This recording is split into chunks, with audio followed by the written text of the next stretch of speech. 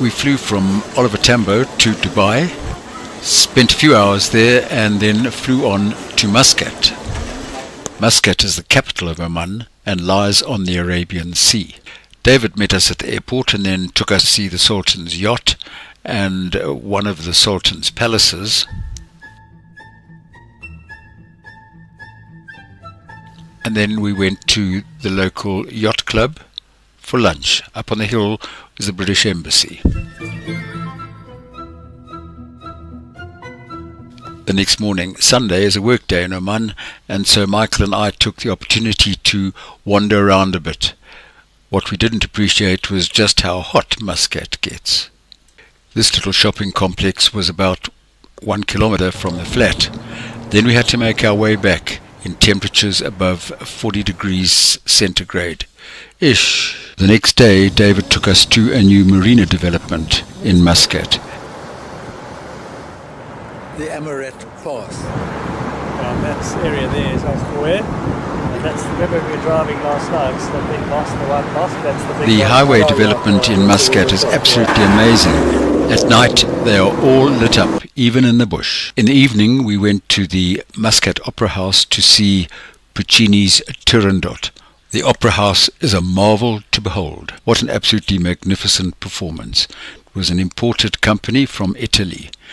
This was David's first opera and hopefully the first of many more. The next morning, David took us to the Grand Mosque. These buildings are quite magnificent, all in beautiful marble. The gardens are attractive, there are water features. It is just a joy to behold.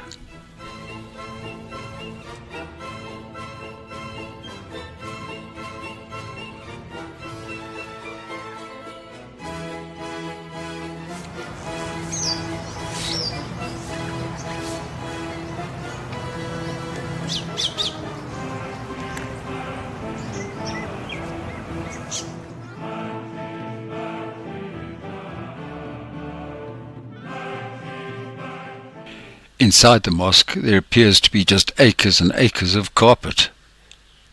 The Holy Quran. And then of course put your shoes back on and back into town. This is the state legislature in Muscat. In the evening we visited the Souk, which is a local market, and I bought myself a dish dash. The next morning we started our desert adventure, and the first stop we made was at Nizwa. The inland road infrastructure is quite incredible. These are the gates arriving at Nizwa. In Nizwa we visited the Souk. Remember, that's the market. There's the fish market. This is the factory for making the Omani sweet. Our trusty guide Muhammad. Halfa. There are also vegetable and meat markets, and outside a number of other different kinds of markets. Frankincense is big, as are herbs and spices.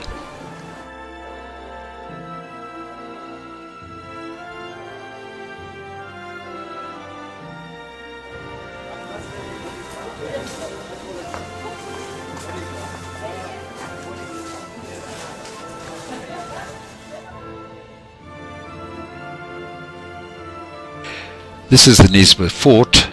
Unfortunately it was closed this day, so we weren't able to visit it. Maybe another time. It says banana pool Banana pool, yes. or Bilkit al-Moz. Birkat al-Moz. In English, we call banana pool. Source of the water at Banana Pools or Birkat al-Moz comes from the mountains. This is the actual water. They're going to through the farms. So, would you like to walk from here to another? Okay, yeah. Birkat al-Moz is an abandoned village with some structures still in good condition. This is one way to see the real Omani lifestyle. In the background you can hear the devoted be called to prayer.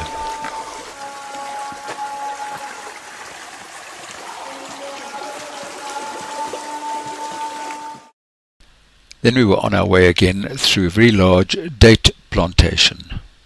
And then we made our way to the Beehive Tombs. Beehive Tombs at Nizwa. The Beehive Tombs form one of the largest protohistoric necropolises in the world. They are thought to be funeral chambers, but no burial remains have ever been retrieved from these so-called tombs.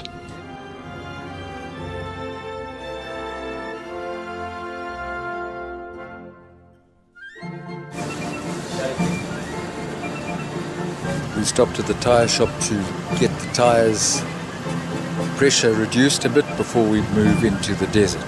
Got to get Muhammad in there too. Wadi town and the sand desert called Wahiba sand. And then the desert just started. Muhammad took us on some dune surfing, which was, to say the least, a little scary, especially when you're going sideways down the dunes. But I guess he knew what he was doing. I think this is good for health. Do you think that, doctor? Yeah, Yeah. We then visited a Bedouin camp and met the owners, who were all dressed up in their full regalia. Here we had coffee and halfa. Is his name Hamid? Hamid. Hamid. Hamid. Yeah.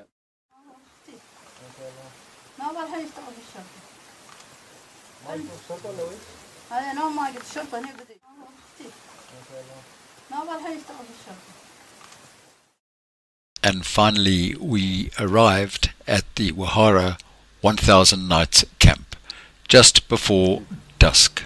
It certainly has been a long and exciting day. Sunset in the desert is very special. The only problem is it all happens so quickly.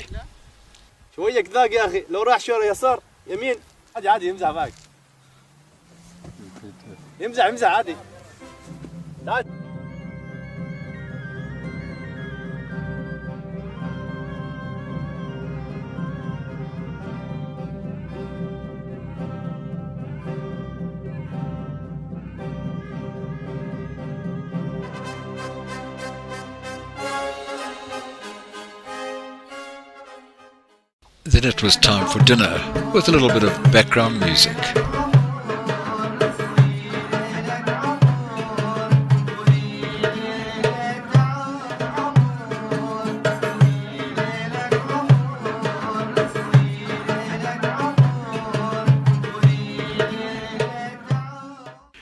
Sunrise is a little like sunset in reverse. It was also fairly quick to happen.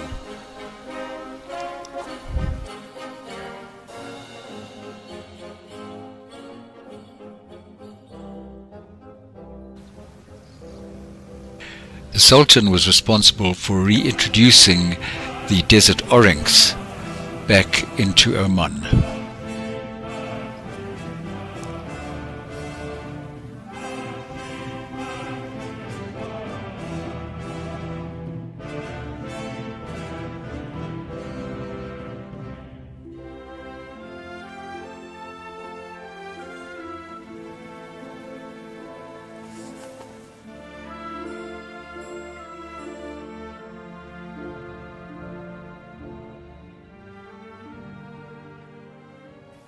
Our accommodation was very comfortable and we had this open to the sky shower. It was lovely. After breakfast we hit the road again. Muhammad just loved having his picture taken. Spectacular views.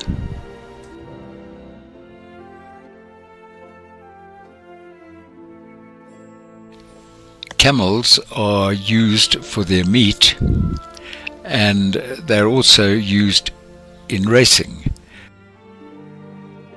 But racing camels are really pampered in a big way.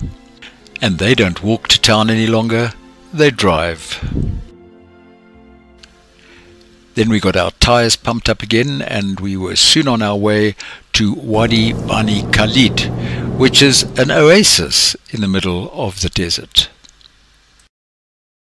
One of the special features of Wadi Bani Khalid is the little fish called doctor fish, who eat all the dead skin off your feet. That's amazing, eh? Apparently, women pay a fortune for this treatment in the capitals of Europe. Wadi Bani Khalid is approximately 200 kilometers from Muscat. It is one of the best known wadis in the area, and its stream maintains a constant flow of water throughout the year. As a geographical area, Wadi Bani Khalid covers a large swathe of lowland and mountains. We then made our way to Souk. Souk is known for its dhow building industry. The dhows built here are made from teak.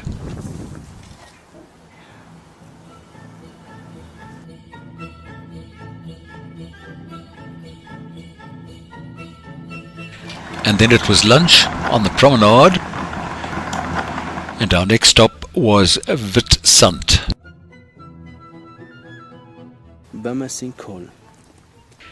This is a deep natural depression filled with water and called Hawiyat Najim.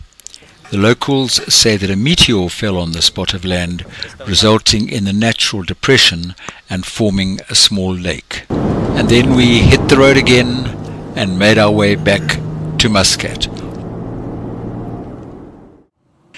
Kirsten had returned from her studies in London, so it was nice to be all together for the last few days of our stay in Muscat.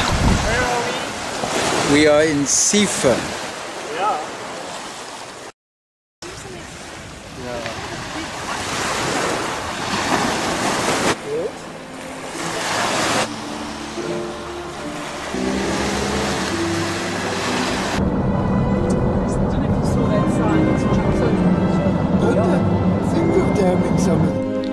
That evening we went to a rather fancy hotel for a couple of drinks and then off for dinner.